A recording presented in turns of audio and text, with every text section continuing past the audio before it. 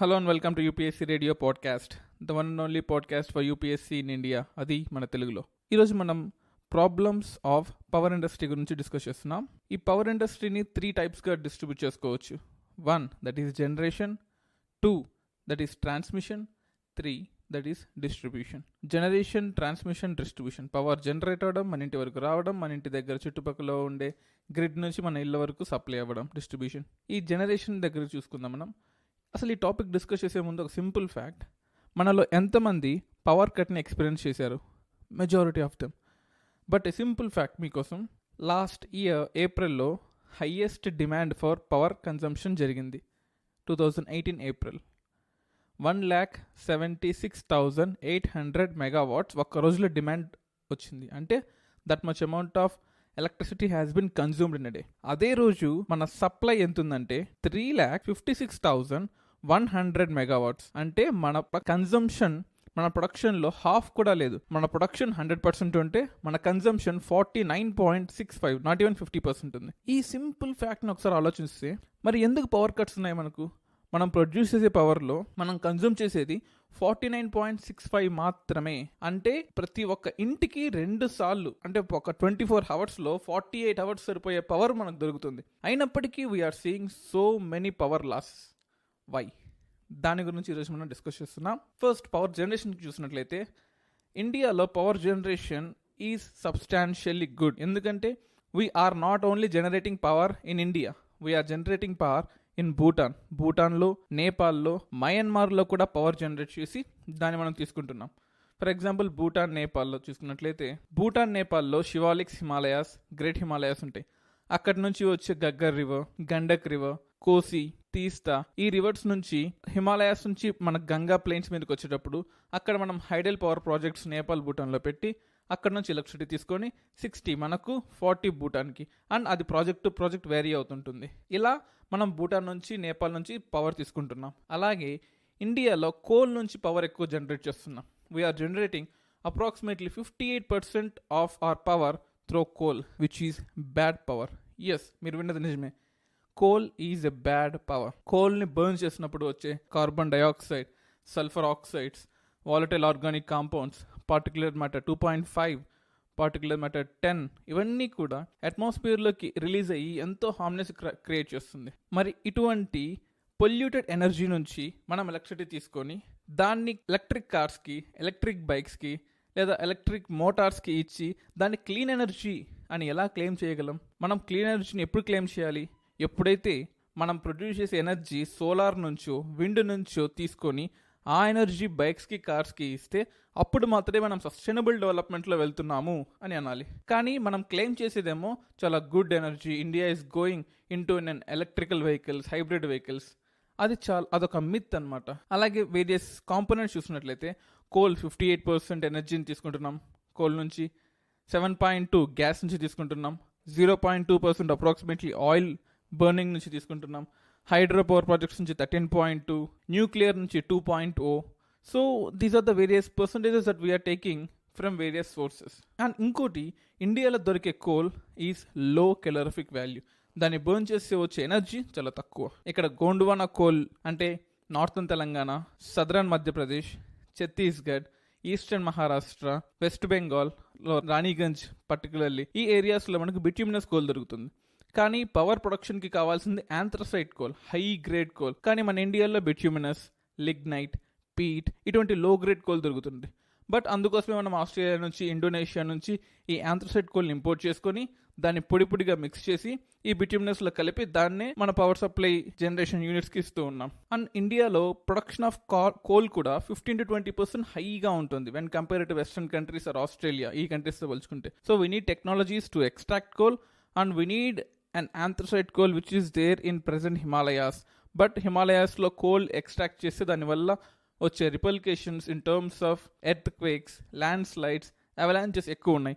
So right now coal is not a substantial way of production of energy. అందువల్లనే మనం solar ప్యానెల్స్కి లేదా wind ఎనర్జీకి, టైడల్ ఎనర్జీకి మూవ్ అవ్వాల్సిన సమయం ఆసన్నమైంది. Next, transmission. 25% of power generated in India is getting lost because of cheap quality copper wires that we use in T&D, transmission and distribution losses. Whereas rest all the countries lo world average is approximately 5%. Rest all Asia lo 5.5. USA lo it is 3%. But India lo 25%. India is the highest loser in transmission losses. And 2001 లో it is 30%. మనం ఏం పెద్ద develop అవ్వలేదు. 2001 approximately 19 years లో we haven't developed a good transmission mechanism. Hardly 5% తగ్గాం. But rest all the world approximately 20-22% తగ్గింది. But why there is this much amount of transmission losses in India?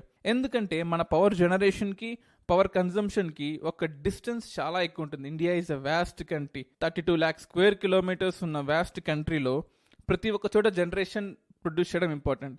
But మన ఇండియాలో voltage amplifiers కానీ transformer step up transformers కానీ చాలా తక్కువ ఉన్నాయి అని సాక్షాత్తు కోల్ మినిస్ట్రీయే చెప్పాడు. అది నా కిందకి రాదు. It should be the development that has to be done by the central government అని. దెన్ ఈజ్ ఈ not part of the central government? ఒక కోల్ మినిస్టర్ చేయాల్సిన స్టేట్మెంట్ అయినా ఇది. లివింగ్ దట్ అసైడ్, ఇండియాలో థెఫ్ట్ ఆఫ్ కరెంట్ చాలా ఎక్కువ ఉంటుంది. అలాంగ్ విత్ ద థెఫ్ట్, ఒక కరెంట్ పోల్ పెట్టాలన్నా కానీ, ఒక హై టెన్షన్ పోల్ పెట్టాలన్నా కానీ, land grabbing mechanism is so clumsy and difficult. Western కంట్రీస్లో అలా ఉండదు. They will take the land and they won't ask the permissions. For example, if you go to Russia, China, Vietnam, ఈ కంట్రీస్లో you don't have a choice. But if you go to western countries, compensation is so good that they come it self and land give the land. But ఇండియాలో అటు compensation ఎక్కువగా ఉండదు, ఇటు people యొక్క సే తక్కువగా ఉంటుంది. So we are facing these losses in land grab, and it is not completely central, not completely state, concurrent list లో వస్తుంది. బట్ ఈ ట్రాన్స్మిషన్ మాత్రం స్టేట్ గవర్నమెంట్ కిందకి వస్తుంది. కానీ ఇక్కడ పొలిటికల్ విల్ చాలా తక్కువ. వీ జనరల్లీ గో ఫర్ ఎక్కడైతే మనకి ఇమీడియట్ రిటర్న్స్ వస్తాయో, పీపుల్లో మన పేరు నిలబడిపోవాలి, వాళ్ళ ఇళ్లలో మన ఫోటోలు ఉండాలి, ఇటువంటి స్కీమ్స్కి మనం ఎక్కువ ఆసక్తి చూపిస్తాము. కానీ ఇన్ఫ్రాస్ట్రక్చర్ డెవలప్ అవ్వాలన్న స్కీమ్స్కి స్టేట్ గవర్నమెంట్స్ పర్టికులర్లీ చాలా తక్కువ ఆసక్తి చూపిస్తాయి. అఫ్ కోర్స్ సెంట్రల్ గవర్నమెంట్ అంతో ఇంత చొరవ తీసుకుంటుంది, but remaining state governments are not so interested in transmission of power. For example, Rihand అనే ప్లేస్ నుంచి ఢిల్లీకి అప్రాక్సిమేట్లీ 814 kilometers ఉంటుంది. బట్ రిహాంద్లో పవర్ ప్రొడ్యూస్ అయ్యి, రిహాంద్ వ్యాలీ దగ్గర రివర్ దగ్గర పవర్ ప్రొడ్యూస్ అయ్యి 814 kilometers హార్డ్లీ 3 to 4 grids లోనే ఢిల్లీకి పవర్ సప్లై అవుతుంది. Can't Delhi produce its own power? If you go in summer in Delhi, మనకు 42 degrees కూడా రీచ్ అవుతుందండి ఢిల్లీలో. మరి ఆ టెంపరేచర్, ఆ పొటెన్షియల్ని మనం సోలార్ ఎనర్జీగా మార్చుకోలేమా? Why we need to travel or why we need to take electricity from 814 kilometers away from Delhi? Capital infusion or capital development మనకు ఇండియాకి చాలా అవసరం. We don't need to spend on revenue expenditure. మనకు capital expenditure కావాలి, NREGA scheme కావాలి. But NREGA scheme కన్నా ముందు capital develop అయితే తను నరేగా వర్క్కి రావాల్సిన అవసరమే తగ్గిపోతుంటుంది. Next, distribution. ఎలక్ట్రిసిటీ ప్రొడ్యూస్ చెయ్యరు, కానీ ప్రతి ఇంటి మీటర్కి రీచ్ అయ్యే పని ఈ డిస్ట్రిబ్యూషన్ కంపెనీస్ తీసుకుంటాయి. ఒకప్పుడు సెంట్రల్ గవర్నమెంట్ కంట్రోల్లో ఉండేది, కానీ ఇప్పుడు రకరకాల స్టేట్స్కి అండ్ ప్రైవేట్ ప్లేయర్స్కి కూడా ఈ డిస్ట్రిబ్యూషన్ పని ఇచ్చారు. ఫర్ ఎగ్జాంపుల్, తెలంగాణలో అయితే TSPDCL, ఆంధ్రప్రదేశ్లో APPTDCL, అలాగే Tata power, Genco power, Odisha power, అట్లా ఒక్కో స్టేట్కి ఒక్కో పవర్ డిస్ట్రిబ్యూషన్ కంపెనీ ఉంటుంది. గవర్నమెంట్ ఇన్వాల్వ్మెంట్ ఈ పవర్ డిస్ట్రిబ్యూషన్లో మాత్రం హైగా ఉంటుంది. పవర్ జనరేషన్లో స్టేట్ గవర్నమెంట్స్ ఇన్వాల్వ్ అవ్వవు, పవర్ ట్రాన్స్మిషన్లో పొలిటికల్ విల్ లేదు స్టేట్ గవర్నమెంట్స్కి. కానీ డిస్ట్రిబ్యూషన్లో మాత్రం ప్రతి ఒక్క స్టేట్ ఇన్వాల్వ్ అవ్వాలని ట్రై చేస్తుంటుంది. ఎప్పుడైతే ఎలక్షన్స్ దగ్గరకు వస్తాయో అప్పుడు per unit 1 rupee, 1.5 rupee, 2 rupees కూడా తగ్గిస్తుంది. But immediately after elections they are getting to the original price and అంతకన్నా ఎక్కువ ఛార్జ్ చేస్తూ ఉన్నాయి. లాస్ట్ 1 yearలోనే డిస్ట్రిబ్యూషన్ కంపెనీస్ వాటి యొక్క NPS, నాన్ పర్ఫార్మింగ్ ఎసెట్స్, అంటే మొండి బకాయిలు, లోన్ తీసుకొని కట్టని వాళ్ళు 63% పెరిగిపోయారు 2018 to financial year, that is 2017 నుంచి 2018కి. సో ఈ లాస్ట్ 1 year స్టాటిస్టిక్స్ 63% NPS పెరిగిపోయాయి.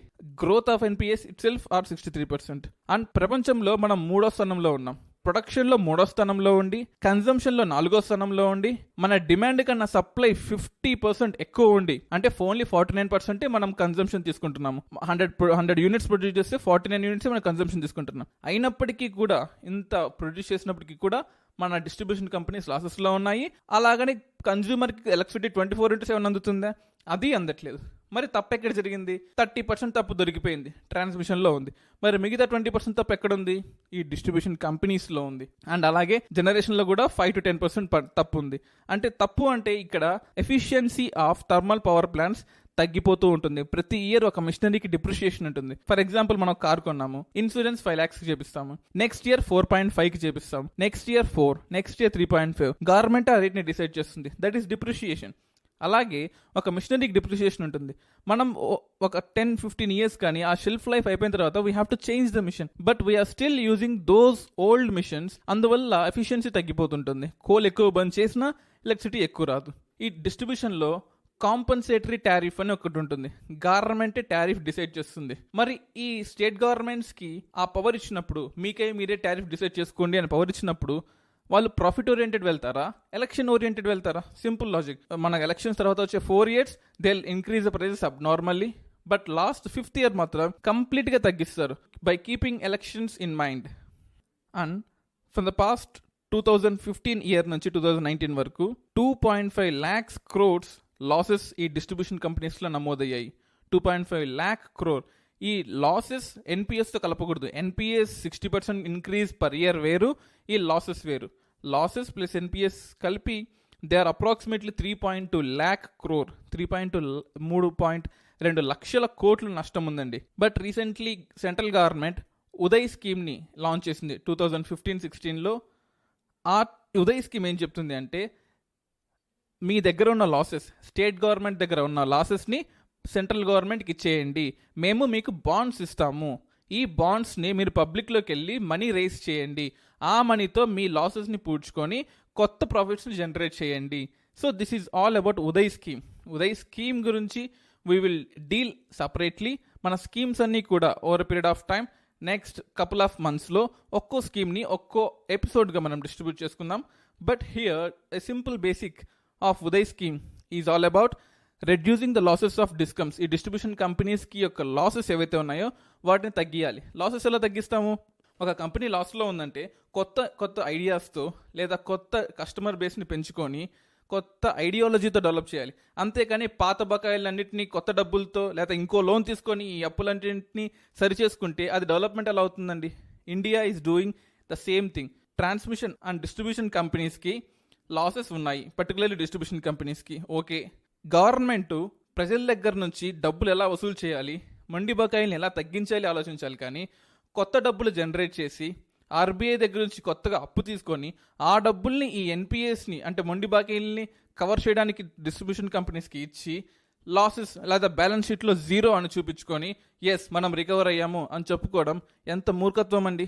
పొలిటికల్గా మీరు విన్ అయ్యారు, కానీ ఎకనామికల్గా ఇండియా ఎంత దెబ్బతినిందో గత 1 or 2 yearsలో ఏ ఒక్క ఎకనామిక్స్ని అడిగినా చెప్తారు. రంగరాజన్ నుంచి రీసెంట్గా ఆర్బీఐ గవర్నర్గా క్విట్ చేసిన ఉర్జిత్ పటేల్ వరకు అందరూ ఈ స్టేట్మెంటే చెప్పారు. డిస్ట్రిబ్యూషన్ కంపెనీస్ యొక్క నష్టాన్ని పూరించడానికి ఆర్బీఐ ఎందుకు డబ్బులు ఇవ్వాలి, ట్యాక్స్ పేయర్స్ యొక్క మనీ ఎందుకు ఈ డిస్ట్రిబ్యూషన్ కంపెనీస్కి ఇవ్వాలి. If possible stop theft of current. If possible stop using those old missions in generation and replace them with new missions. If possible, keep step-up transformers for every 100 to 150 kilometers. మనం రెసిస్టర్స్ని మైకాతో తయారు చేస్తాం. ప్రపంచం మొత్తానికి నెల్లూరు జిల్లాలో గూడూరు దగ్గర ఉండే మైకా ఎక్స్పోర్ట్ చేసుకొని చైనాకి ఎక్స్పోర్ట్ చేసి చైనా వాళ్ళు ఆ రెసిస్టర్స్ని తయారు చేసి మళ్ళీ దాన్ని ఇండియాకి అమ్ముతున్నారు. రిసోర్సెస్ మనవి, అవసరం మనది, ఇండస్ట్రీస్ మనకు దగ్గర లేవా? మనం మైకాని గూడూరు నుంచి నెల్లూరుకి, నెల్లూరు నుంచి చెన్నైకి, చెన్నై నుంచి చైనాకి ఎక్స్పోర్ట్ చేసి అక్కడ రెసిస్టర్స్ని తయారు చేసుకొని ఆ రెసిస్టర్స్ని మనం వాడుకోవాల్సిన దుస్థితి మనకేం పట్టింది? Don't we have machinery to make our own resistor? ప్రపంచంలో ఎక్కడా లేని మైకా ఉంది, మరి ఇంకెందుకు రావండి ఎన్పిఎస్? పవర్ సెక్టార్ ఇంకెప్పుడు డెవలప్ అవుతుంది? Identifying of resources is one thing that we have to do, and utilization of resources comprehensively is one more thing that a central and state government has to do. మరిన్ని audios కోసం follow అవ్వండి UPSC radio podcast www.upscradio.in. మీరు ఈ UPSC radio podcast ని Apple podcast లో, స్పాటిఫైలో, anchor.com లో and Google podcast లో కూడా వినవచ్చు. You can download Apple podcast app or Google podcast app